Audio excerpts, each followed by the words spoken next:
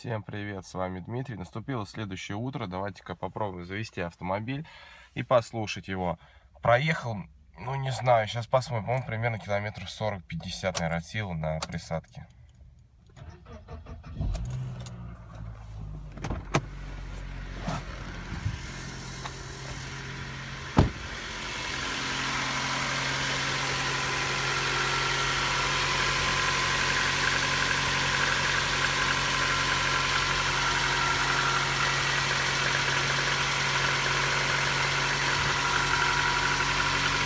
Но, в принципе, как не было звуков, так их и не осталось.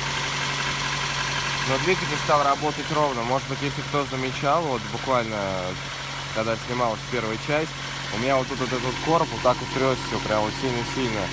Сейчас он даже более ровно стоит и никуда не двигается. Пойдемте-ка посмотрим по пробегу.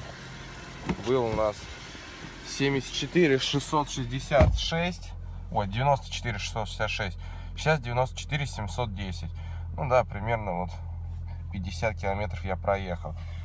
Ну что, в принципе, пока сейчас хорошо. Посмотрим, что будет дальше. По 50 километрам, что я могу сказать. Машина стала более плавная, не стало слышно двигатель. Причем обороты даже уменьшили. Сейчас обороты, потому что на холодную. А так они всегда держались 500, 400, 600, вот так где-то. А раньше у меня были где-то 900, 800 и так далее. По расходу 50 километров проехали. Проверяем расход. 18,5. Было 18,6. На сколько там? На 1 миллилитр, или как это правильно, немножко снизился. Сейчас посмотрим, что будет дальше. Так что давайте посмотрим, как вообще действует ресурс. Подписывайтесь на мой канал, ставьте лайки. Всем пока.